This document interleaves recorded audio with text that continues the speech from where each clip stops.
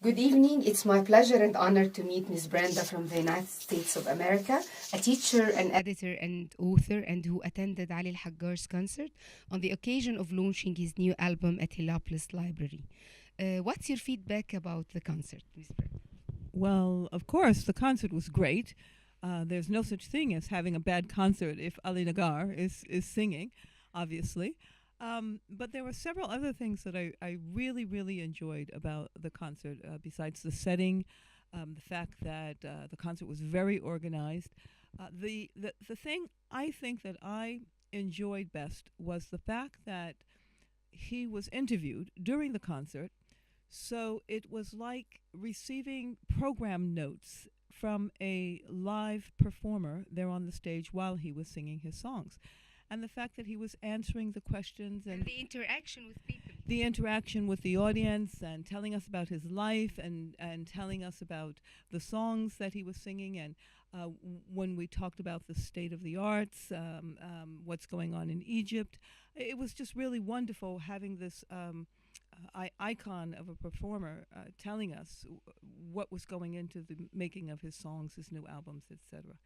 Um, Ali Haggar is one of our best singers and one of the most precious voice ever. We call him the voice of Egypt as he is well known for his rare voice and distinct sound that you can't help but fall in love with. For you as an American national, how would you see him? Well, that's a very difficult question because in the United States, we don't really have access to performers outside of the United States except occasionally the European performers, the British, the Swedish, some Germans, possibly. But in terms of other non excuse me, non-European cultures, we don't have exposure to that. So it's very, very important, I think, when visitors come here from the United States, that you make performers like Ali Nagar, other performers who are very famous, very instrumental in terms of the Egyptian arts, make them available to us, make them accessible to us, make sure that we know about these people when we come here so that we can go to their concerts and hear them perform and hear about their lives and buy their CDs and have some exposure to these incredible performers. He made performances in Italy and France and many other European countries. And I'm sure if he came to the United States, he'd be an incredible hit. But he has to be invited, and someone has to organize the tour, and there has to be some political will there to get him a visa to come into the country. But as I said, we're very much lacking in terms of non-European culture and non-European arts. And the world has gotten to be a very small place now with the internet, and there's no excuse for that in the 21st century. What about inviting him? How could we make that? Inshallah. Okay. We'll have to look into that. As soon as I get back to the States, I'll start making some phone calls. In my interview with Ali Haggar, the insightful and thought provoking artist, he said that there was a difference between the intellectual voice and the non intellectual one. What do you think about this point? Well, I think he has a very good point there. You you can tell when someone is singing from the heart and when someone is singing from their soul and putting all of their being into the song. In that respect, I would compare Ali Nagar to American performers such as Ray Charles or Aretha Franklin, because he's singing with his entire body, his entire self. Do you understand what I mean? Yes. A perfect expression. He is singing from his all his being. He's singing from all of his being, not just his heart and soul, but everything. Everything. He puts it into his songs and into his words. And you can tell that also from the reaction of the audience, because the audience gets very involved. The people sitting next to me become very involved in the words of his song. As two bodies in one soul. Exactly. Exactly. And you can see that he's moving the audience while he's singing. He has an impact on the audience. He does have an incredible impact on the audience. And there were people there who I spoke with afterwards who said that they'd been listening to Ali Elhaggar since they were teenagers. One listener said to me, and she's From a long time. this is a very long time, right? And she's back in the States now, and I hope she gets to hear this. She said, "Oh, I heard Ali Elhaggar when I was 16 years old, and that was it. I fell in love with him." And believe it or not, this is the first concert I've ever come to. I guarantee you, if Ali Elhaggar comes to the United States, she will buy a plane ticket and come to whatever city he's in order to attend his concert. We hope so. What are the characteristics of a good singer? Is it just having a good voice or being emotional or passionate? Those are two good characteristics, but you have to be able to move your audience. It doesn't matter what you're singing. Even if you're singing in the wrong language, it doesn't matter what you're saying. And you can have the most beautiful voice, but you've got The to be, incredible impact, as you said. you must be able to move your audience. You must have an impact on your audience. And this is from God. He This is talented from God. talent is something you're born with. You can take lessons. You can have very good instructors your entire life to improve your voice, but you still have to have something there that allows you to make a connection with the people who are listening to you. In your point of view as a good listener, what does an artist feel like when he performs one of his songs and people applaud? Oh, I don't know. There's this line in a song somewhere that talks about knowing when people are enjoying your music. I believe it was a very old singer by the name of what was his name? This was a long time ago, maybe my aunt's generation, my aunts and my uncle's generation, who talks about that, knowing what it feels like as an author to be read, and also when you're a singer, knowing what it feels like to know that you're moving your audience. There's a very special feeling that happens then. Yes. When you Because in terms of Ali Elhaggar, he likes his audience. He likes his fans. Well, he gets along with his audience very well, and mind you, as I said, I've never been exposed to his music before. I may have heard him on the radio here or there, or maybe I was at a party and somebody played one of his CDs, but no one ever said, "This is Ali Elhaggar. This is the voice of Egypt. This is the Golden voice. the golden voice, according to Placido Domingo. Placido Domingo. This is the voice that has shaped Egyptian culture and Egyptian opera, Egyptian singing for the past 40 years, 50 years maybe. We don't even know how long. And, as I said to you before we started recording, the biggest mistake I made at that concert is I didn't have myself photographed with Ali Elhaggar. I mean, this is a very, very famous instrumental person when we're talking about Egyptian culture. Not just Egyptian music, but the entire culture. I'll tell Mr. Ali Elhaggar to invite you to one of his concerts, and you will take the picture. Please. Shukran. I will be forever indebted to you. Practice makes perfect, and Ali Elhaggar said that a singer should practice singing daily. Teaching is more or less like singing in terms of using the tone of voice and body language. Do you need to rehearse for a speech before the session? I wouldn't use the word rehearse, but I would insist that as a teacher, you must be prepared before you walk onto that stage, which is the front of the classroom. It is a stage. It is a stage. Because And it is an interaction with audience. It's an interaction with an audience. You must get their attention. You must keep their attention. And you must know what you're doing. Yes. You can't make it up once you get up there. So it's not really a rehearsal, but you have to know what you're talking about before you get before your class, before your students. If I am planning to reorganize such an event for the superstar Ali Elhaggar, would you love to attend it? And what you're going to do? Of course, I'd love to attend Yes. it. That's a no-brainer. I'm coming, invited or not. I'm coming. I think what I would like to do, since I'm going to be here in Egypt for a while, is figure out a way to invite other Americans so that they can be exposed to this slice of Egyptian culture that has been so important over the past half century? Yes, yes, it's very important to make this propaganda. I think so. I think so. It wouldn't really be propaganda. It would just be telling the truth. But you have to let people know that something's happening, and you also have to let them know ahead of time that this is history that's happening. It's not something to be taken lightly. At the end of our speech, do you have a favorite quote or saying that is typical of Ali Elhaggar?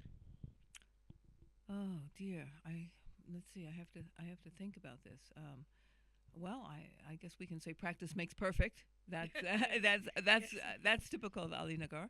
And he is always practicing. And he's always practicing, and that's to be expected, because I mean, it doesn't matter if you're playing basketball or singing a song or acting on the stage. You Or do teaching, or like or you. teaching. You do have to hone your craft, and so that's something. I He think masters his craft. he mastered, but he does that through many hours of practicing. He doesn't just walk out there on the stage Of course. and sing. Yes, he has a beautiful voice, and yes, he has a God-given talent, but he also works very hard at his craft. Thank you, Miss Brenda, for joining us, for joining our program. You're most welcome.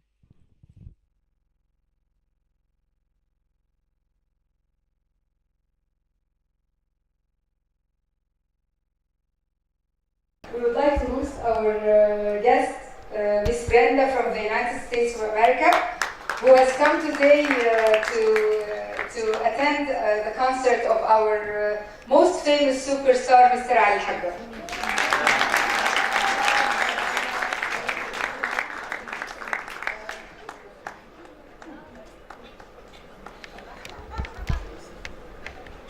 شكرا عليكم. الحمد لله انا هنا. هي بتتكلم بالانجليزي، انا مش عارف ليه. والله انا مش in English. Okay. شكرا. Okay. I'm very honored to be here tonight. I left Egypt 33 years ago. And I've been back for a month now, and finally I feel like I'm home. هي مبسوطة طبعا انها جاية هنا وعايشة في مصر بقالها فترة، وإن شاء الله شكلها هتستقر في مصر كده. will be here for Thank you. وشكرا عليكم.